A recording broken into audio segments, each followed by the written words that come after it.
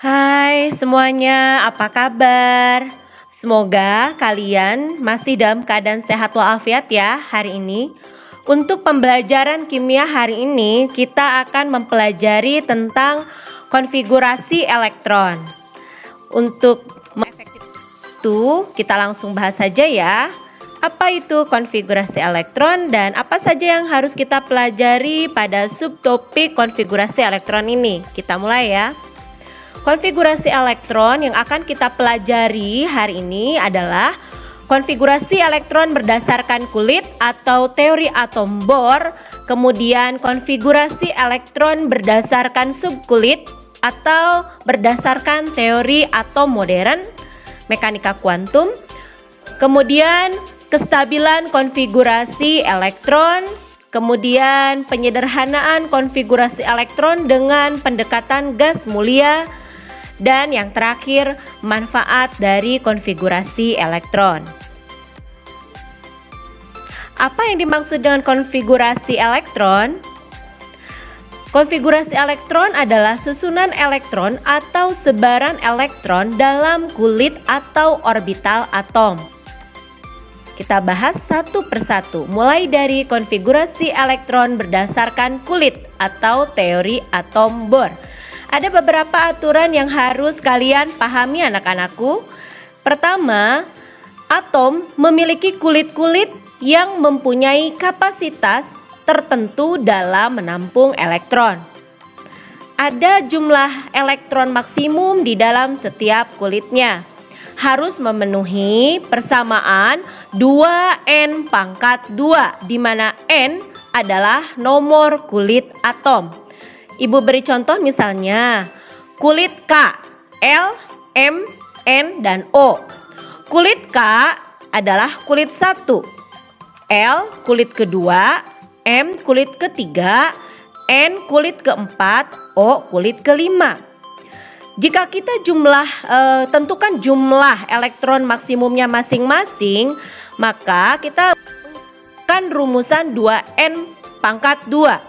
Jika n adalah 1, berarti 1 kuadrat dikalikan 2, dapatlah 2. Kulit L, jika n-nya adalah 2, berarti 2 kuadrat atau 2 pangkat 2 dikalikan 2. Jadi jumlah elektron maksimum pada kulit L adalah 8. Kemudian kulit M, n-nya adalah 3.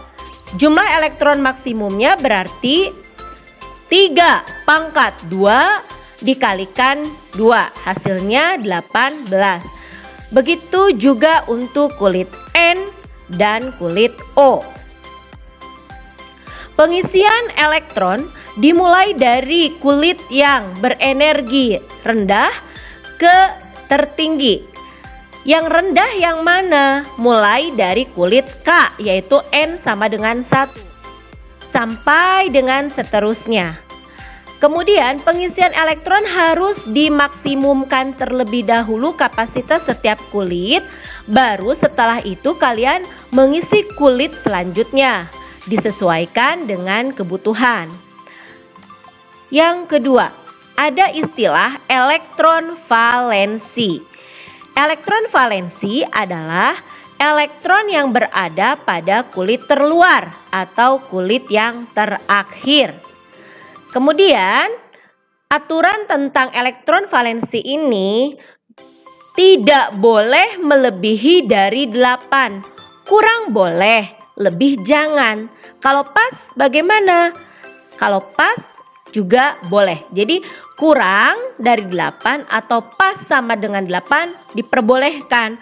Tetapi kalau lebih dari 8 itu tidak boleh. Catatan pentingnya bahwa pengisian elektron pada setiap kulit tidak boleh melebihi kapasitas maksimumnya. Kemudian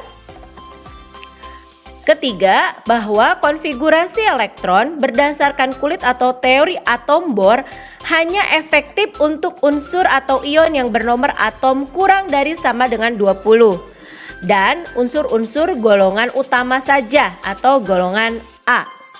Ibu ambil contoh soal begini. Tuliskanlah konfigurasi elektron berdasarkan kulit atau teori atom bor unsur-unsur berikut. Ibu punya unsur 8O, 15P, 20Ca, 31Ga, dan 36Kr. Kita sediakan nih, ada kulit yang K yang terendah sampai O yang tertinggi. Ingat tadi bahwa kulit pertama atau N sama dengan 1, jumlah maksimum elektronnya adalah 2. Kita tulis 2 terlebih dahulu. Nah, dari 8 sudah ditempatkan 2. Berarti sisanya yang belum ditempatkan adalah 6. Kita tulis 6-nya di kulit L. 6 di sini menjadi elektron yang berada pada kulit terakhir. Sehingga kita sebut dia namanya adalah elektron valensi. Karena elektron valensinya 6, berarti dia sudah memenuhi aturan ya. Dia kurang dari 8. Kemudian yang 15P. Kulit K selalu 2. Kita maksimumkan, tulis 2. Kemudian 15 dikurangi 2 itu adalah 13. Tidak boleh kita tulis 13 di kulit L. Karena kalau kita tulis 13 artinya L menjadi kulit yang terakhir. Sedangkan kulit terakhir tidak boleh mengandung lebih dari 8 elektronnya. Otomatis tidak bisa kita tuliskan langsung 13. Tapi berapa kulit L maksimum elektron yang bisa ditampung? Ternyata 2N pangkat 2 berarti 2 pangkat 2 4 dikalikan 2 hasilnya 8. Jumlahkan anak-anakku, 2 tambah 8 10. Sedangkan yang masih belum kita tempatkan berarti 5. Maka 5 menempati kulit ke M. 5 akan menjadi elektron valensi. Kemudian 20 Ca. Seperti biasa tulis dulu angka 2. L maksimumnya 8, 2 ditambah 8 kan 10 ya. 20 dikurangi 10 hasilnya 10. Nah, tidak boleh tulis 10 di kulit M. Mengapa? Karena kalau kalian tuliskan di kulit M 10, artinya M akan menjadi kulit terakhir yang diberikan elektron. Meskipun kulit M ini maksimumnya 18, tapi berbenturan dengan aturan yang tadi bahwa jumlah elektron valensi tidak boleh lebih dari 8. Otomatis kita hanya bisa tulis di sini 8 saja. Ya, maksimalkan 8. Sisanya otomatis yang 2 di kulit N. Nah, karena 2 ini kurang dari 8, maka elektron valensinya adalah 2. 31 gallium. Seperti biasa K pasti 2, L pasti 8. Karena 31 ini angkanya banyak, pasti M ini harus kita maksimumkan. Maksimum M itu adalah 18. Ya. Otomatis kita sudah punya ini 10 ditambah 18 berarti 28. Sisanya kita baru simpan di kulit N, yaitu sebanyak 3.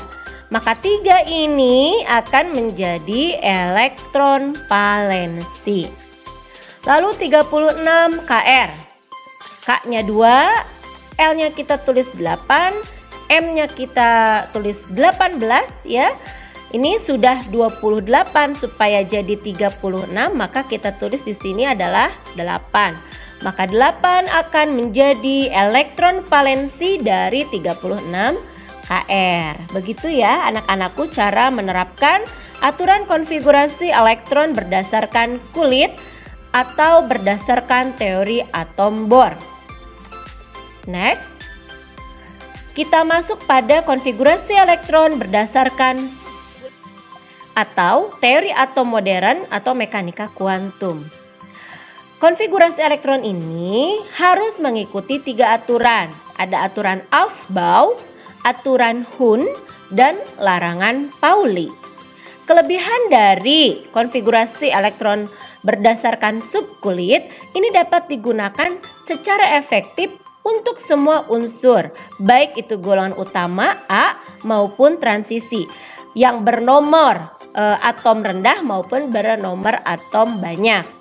Kita bahas satu persatu setiap aturan ini ya. Kita mulai dari aturan Aufbau. Aturan Aufbau ini anak-anakku, pengisian elektron harus dimulai dari orbital dengan tingkat energi terendah ke orbital dengan tingkat energi tertinggi. Sekilas seperti sama ya dengan yang tadi, hanya yang tadi ada kata-kata kulit berenergi tinggi ya. Nanti menjadi orbital dengan tingkat energi ya terendah ke yang tertinggi begitu. Kemudian pengisian elektron harus mengikuti diagram Aufbau. Pembacaan diagram dari kanan atas ke kiri bawah, diagonal, miring dari kanan atas ke kiri bawah. Nah, inilah yang kita harus pelajari, yaitu diagram Aufbau. Ada S 1 sampai 7, ada P 2 sampai 7, ada D 3 sampai 6, dan ada F itu mulainya dari 4 sampai dengan 5. Nah, yang dimaksud oleh Aufbau tadi bahwa dimulailah dari orbital dengan energi terendah, yaitu adalah 1S. 1S bacanya dari kanan atas. Ini sudah tidak ada lagi, berarti kita masuk ke 2S. Nah, 2S kalau kita tarik ke kiri udah nggak ada lagi, berarti masuk ke 2P. 2P masuknya ke 3S. 3S kan habis, masuk ke 3P. Dari 3P masuk ke mana? Ke 4S. 4S habis, masuk ke 3D. Dari 3D masuk ke 4P. Dari 4P masuk ke 5S. 5S habis, berarti masuk ke 4D, 5P, 6S. 6S habis, masuk ke 4F, 5D, 6P, 7S. 7S habis, maka masuk ke 5F, 6D, 7P. Itu yang dimaksud oleh Aufbau. Sehingga bisa Ibu simpulkan menjadi seperti ini. Ingat anak-anakku bahwa orbital S maksimum elektron adalah 2. Jadi kalau tadi kita mulai dari 1S, elektron yang di atasnya adalah 1S2. Penulisan elektron harus seperti penulisan bilangan pangkat ya. 1S2, 2S2 ya tadi di sini. Setelah 2S2 kan habis, masuk ke 2P. Ingat P orbital P maksimumnya 6. Jadi 2P 6 masuk 3S2, 3P6, 4S2, lalu 3D. 3D ini memiliki elektron maksimum 10. Masuk ke 4P, masuk 5S ya. Kemudian ada yang 4F. Nah, yang F ingat maksimumnya 14. Biasanya ini digunakan untuk golongan transisi lantanida dan aktinida ya. Nanti kita akan bahas lebih lanjut. Berikutnya ingat anak-anakku jumlah elektron maksimal ya. Yang tadi seperti Ibu sudah katakan. Selalu harus dimaksimalkan dulu. Baru setelah maksimal kita simpan sisanya di orbital selanjutnya. Ikuti dari diagram Aufbau ini. Aturan kedua adalah aturan Hund. Memang dibacanya Hund ya anak-anakku. Nah, Hund ini menyatakan bahwa pada tingkat energi yang sama, elektron akan menempati orbitalnya sendiri-sendiri terlebih dahulu dengan spin yang searah. Setelah itu, orbital diisi elektron berikutnya dengan arah spin yang berlawanan. Tujuan dari aturan Hund ini adalah untuk meminimalkan gaya tolak-menolak antar elektron sehingga keadaan stabil dapat tercapai. Kemudian kita akan beri aturan yang terakhir yaitu larangan Pauli. Di sini ada kata jangan ya. Jangan ada elektron-elektron dalam satu atom yang memiliki keempat bilangan kuantum sama. N-nya sama, L-nya sama, M-nya sama. Dalam sebuah orbital, elektron maksimum kan 2 ya. Maka dengan demikian, jika 2 elektron menempati orbital yang sama, maka bilangan kuantum N L dan M pasti bernilai sama. Oleh karena itu anak-anakku, bilangan kuantum spinnya harus berbeda. Bagaimana caranya? Caranya, elektron harus memiliki arah rotasi yang berlawanan. Harus ada yang ke atas ya, harus ada yang ke bawah dalam satu orbital yang sama. Jika masih bingung, Ibu berikan contohnya seperti berikut ini. Mulai dari penerapan aturan Hund dulu ya. Ini Ibu punya nitrogen dengan nomor atom 7 ya. 7 itu berarti mulainya tadi berdasarkan diagram Aufbau mulai dari 1s dulu.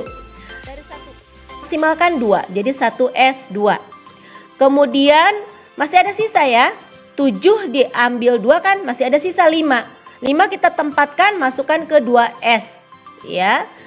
2s 2. Sudah ada 4. Sisanya berarti yang masih belum kita tempatkan 3 ya. Nah yang 3 itu kalau diagram Aufbau setelah 2s masuk ke 2p. Supaya jadi 7 berarti kan P-nya harus 3. Maka diagram orbitalnya menurut aturan Hund dalam menuliskan elektron pada orbital itu harus sendiri-sendiri dulu nih setiap ruangan. S kan ruangannya 1, sudah dibahas dalam video Ibu sebelumnya. Kemudian P punya ruangannya ini 3. Kita mulai. Harus ada yang ke atas dulu ya. 1S untuk S yang pertama 1 2 3 4 5. Setelah seluruh ruangan terisi oleh satu elektron dan jika masih ada elektron yang belum kita tempatkan pada ruangan atau pada orbitalnya, maka kita isi kembali dari tingkat orbital energi yang rendah. Tapi ingat, harus berlawanan. Kalau tadi ke atas ya, sekarang ke bawah. Ini hitungan yang 6. Terakhir di sini 7. Jadi ini diagram orbital untuk 7n. Berikutnya 9f. Memiliki konfigurasi elektron 1s2, 2s2, 2p5. 2 tambah 2, 4. 4 tambah 5, 9. Diagram orbitalnya kita bisa tuliskan. Isi dulu masing-masing ruangan ini dengan satu elektron. 1, 2, 3, 4, 5. Baru 5 nih. 6 ke bawah, 7 ke bawah, 8 ke bawah, 9 ya. Jadi itu penerapan aturan Hund. Isi dulu semua orbital satu-satu elektron, baru sisanya kalian masukkan ke dalam ruangan atau orbital yang masih sendirian elektronnya sampai semua elektron mendapatkan ruangannya masing-masing. Begitu ya. Baru sekarang kita masuk pada penerapan larangan Pauli. Ini alasan sebenarnya ya. Alasan mengapa sih kita dalam menggambarkan arah rotasi elektron harus ada yang ke atas, harus ada yang ke bawah? Karena kita berusaha untuk tidak melanggar larangan Pauli. Misalnya Ibu punya 2 helium. Berarti kan 2 helium ini konfigurasi elektronnya hanya 1s2. Diagram orbitalnya yang 1s2-nya ada yang arah ke atas, ada arah yang ke bawah. Ya ini yang benar.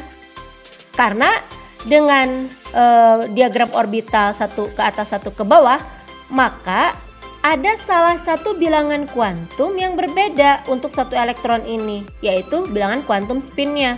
Yang satu positif setengah karena ke atas, yang satu negatif setengah karena ke bawah.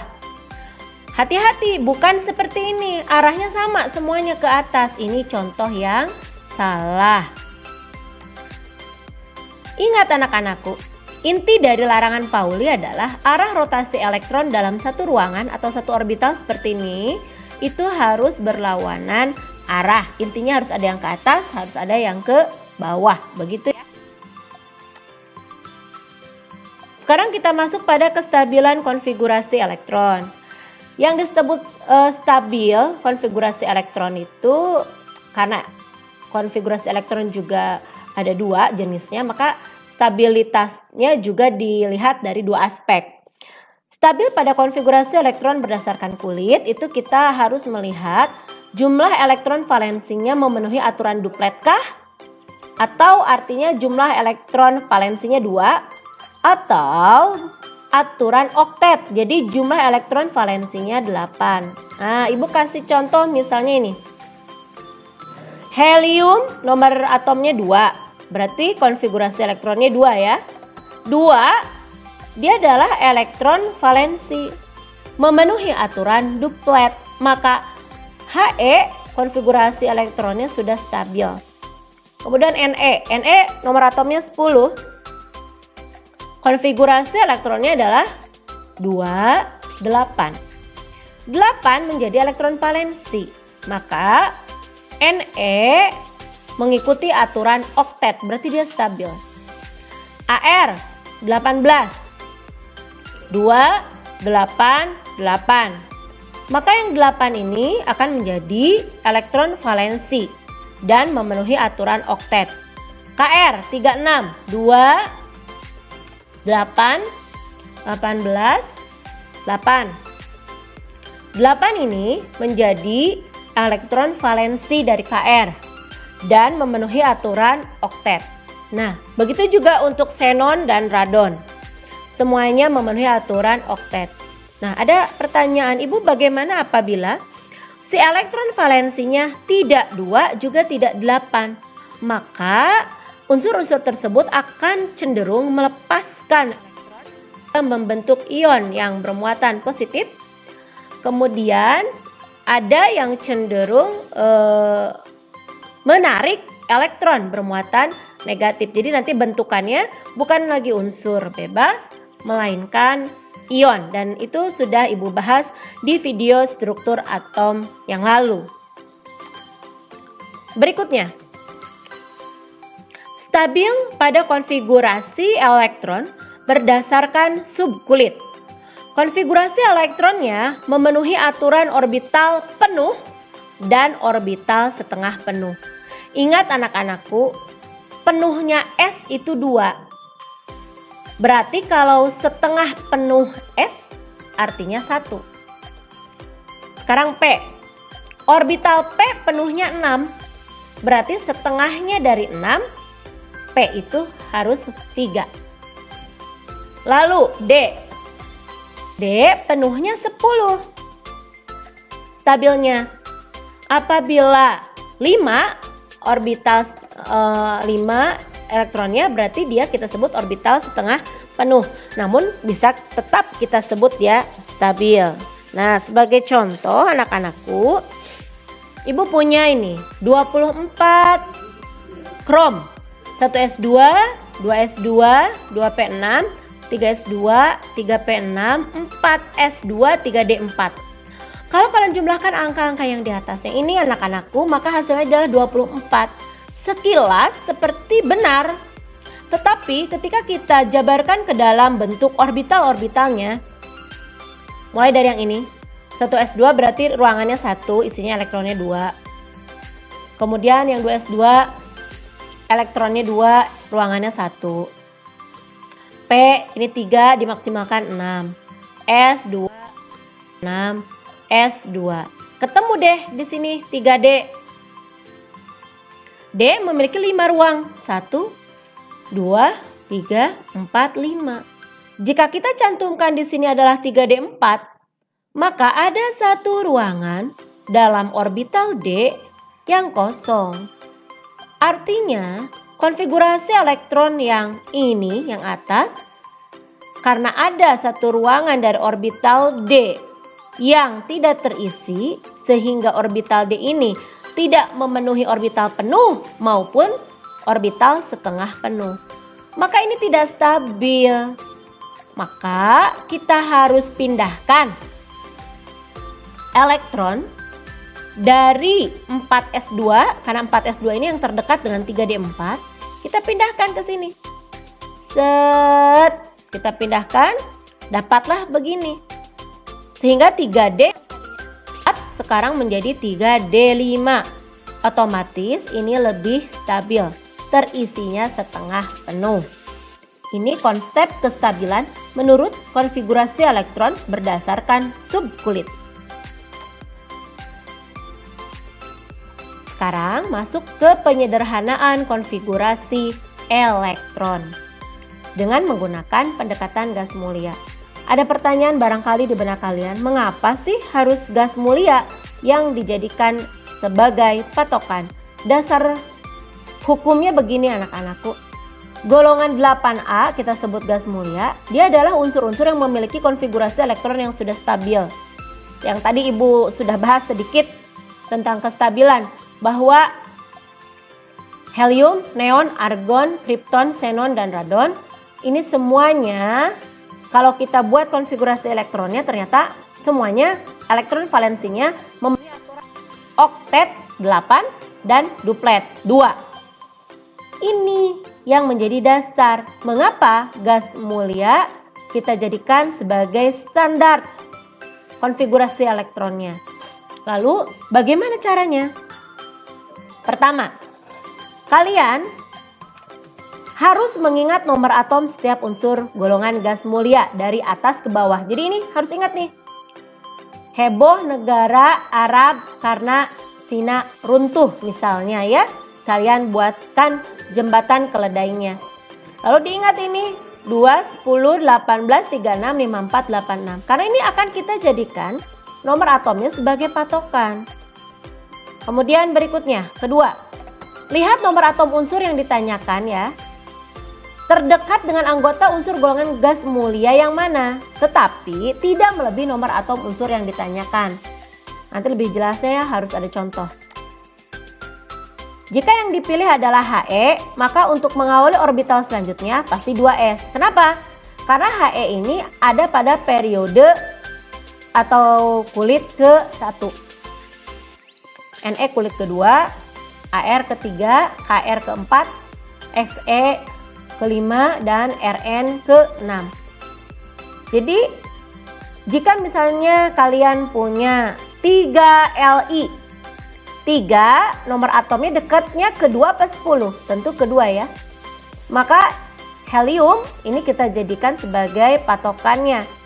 Tapi helium kan maksimum nomor atomnya cuma 2. Sedangkan litium 3. Berarti yang satu elektronnya harus di orbital 2s1 nanti begitu. Untuk lebih jelasnya nanti setelah ini Ibu berikan contoh. Jika yang dipilih adalah Ne, maka untuk mengawali orbital adalah 3s. Jika yang dipilih adalah Ar, maka untuk mengawali orbital selanjutnya adalah 4s dan seterusnya.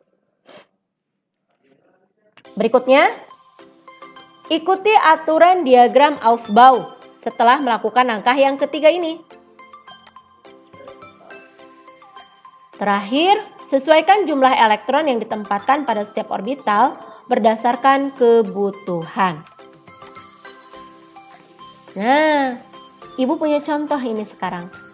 Buatlah konfigurasi elektron dengan pendekatan gas mulia. Berarti yang harus kalian ingat, pertama adalah diagram Aufbau ini. Lalu ini, nomor atom unsur-unsur gas mulia. Kita mulai ya. 11 Na. 11 lebih dekat ke angka He, Ne, Ar, Kr, Xe, atau Rn. Tentu lebih dekat ke 10 ya.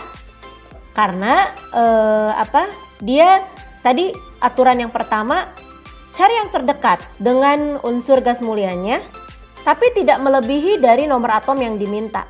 Itu syaratnya. Berarti kita tulis dulu dong. Ne. Ne ini mewakili 10 elektron. Sedangkan Na punya 11. Sisa 1 dong. Nah, yang satu ini kita tempatkan di kulit berikutnya. Nah, untuk menentukan kulit berikutnya, lihat baik-baik. Ini Ne. Ne ini barisannya kedua loh setelah He. Artinya Ne berada pada kulit kedua. Nah, kulit kedua maksimum nomor atomnya 10. Berarti kalau 11 sudah ada di 3, kulit ketiga. Ibu ulangi ya, Ne ini ada di kulit kedua. Kulit kedua maksimumnya nomor atom harus 10, sedangkan di sini Na 11. Berarti 11 tidak ada di kulit kedua, melainkan di kulit yang ketiga. Maka yang selanjutnya berarti ini nih, 3s. Tulis 3s1. Kenapa 3s1? Karena memang hanya tinggal menambahkan 1 elektron saja pada orbital 3s. Sekarang 17Cl. Hati-hati ya, Cl. Nomor atomnya 17 nih. Lebih dekat ke mana? Pasti jawabannya ada yang 10, ada yang 18. Pilihan kita jatuh ke mana? Tadi ingat loh, selain terdekat, maka kita juga memilih yang tidak lebih dari unsur yang ditanyakan. Otomatis 18 gugur dong. Yang kita pilih Ne. Tuh, tulis Ne. Ne mewakili 10. 10 sudah ditempatkan, diwakili oleh Ne. Berarti sisa 7. Nah, 7 ini harus ditempatkan di mana? Tentu di kulit selanjutnya. Kulit Ne tadi maksimum hanya 10. Berarti kalau 17 ada di kulit ketiga, berarti di 3s ini. 3s, kita tulis 3s. Maksimalkan dulu 2, karena S itu jumlah elektron maksimumnya 2. Loh Bu, kenapa tadi Na cuma 1? Karena memang kebutuhan Na tinggal menambahkan 1 saja. Ne 10 tambah 1, jadi 11. Sekarang 10 tambah 2 berarti kan 12. Masih ada sisa 5. Lihat 3S ini di diagram Aufbau 3S. Kalau kita lanjut itu kosong. Maka kita pindah dong ke 3P ke sini. 3P. Ya. Harusnya ada 3P di sini. Maaf anakku tidak tertulis. Ya, di sini ada 3P5 ya. Ne 3S2 3P5 ya. Kemudian berikutnya Ar di sini 4S2 3D2. Kita Ar 18 tambah 2 20, 20 ditambah 2. Next 26 Fe. Ada Ar 18 supaya jadi 20 karena Ar ada di kulit 3 berarti berikutnya 4S2. 20 ya. Supaya jadi 6 tambahkan 3D6. Kemudian 34 Se. 34 dekatnya kemana? 18 tetap karena kalau 36 lebih. Ini Ar. Dari 4S2 kan kosong masuknya ke 3D, maksimalkan D nya 10, berarti ini 20 tambah 10 30, sisa 4. Nah yang 4 masuk ke 4P nih, ikuti ini garis pada diagram Aufbau. Nah jadi 4P4 99 ES. Nah 99 lebih dekat ke radon ya, 86. Kemudian radon ini dia kulit ke-6, berarti kalau lebih dari 86 dia ada di 7S. 7S kalau ke bawah kosong, maka masuklah ke 5F. Jadi 5F11. Begitu untuk contoh pembuatan konfigurasi elektron dengan pendekatan gas mulia. Mohon nanti ditambahkan di sini anak-anakku ada 3P5. Untuk 17Cl itu ada 3P5. Mohon maaf. Kemudian berikutnya, manfaat konfigurasi elektron itu untuk apa sih? Yang pertama, dapat mengetahui golongan unsur. Ini mengetahui golongan unsur didasarkan pada apa? Didasarkan pada elektron valensi. Misalnya elektron valensinya 1 ujungnya. Berarti kalau dia golongan utama, maka unsur tersebut golongan 1A. Kalau elektron valensinya 2, jika dia golongan logam utama berarti dia 2A. Begitu seterusnya ya. Ini akan kita bahas lebih lengkapnya pada materi sistem periodik unsur atau tabel periodik unsur. Berikutnya, manfaat yang kedua adalah mengetahui letak periode dari unsur. Nah, didasarkan pada apa? Ada dua nih kalau periode, karena konfigurasi elektron kan ada dua juga ya. Ada berdasarkan subkulit. Untuk yang didasarkan pada kulit, itu dilihat dari jumlah kulit yang terisi elektron. Sedangkan jika kalian menggunakan konfigurasi elektron berdasarkan subkulit, didasarkan pada nomor kulit yang paling besar. Terakhir, ketiga, dapat dijadikan dasar untuk membuat struktur Lewis dan pembuatan ikatan kimia. Untuk manfaat nomor 1 dan nomor 2 akan kita bahas pada materi tabel periodik unsur di video selanjutnya. Sedangkan untuk yang nomor 3, ini akan kita bahas pada bab ikatan kimia. Demikian anak-anakku, terima kasih sudah menyimak video pembelajaran ini. Jika kalian merasa video pembelajaran ini bermanfaat, please like, share, and subscribe video ini. Dan semoga kalian tetap sehat lagi dalam pembelajaran kimia berikutnya.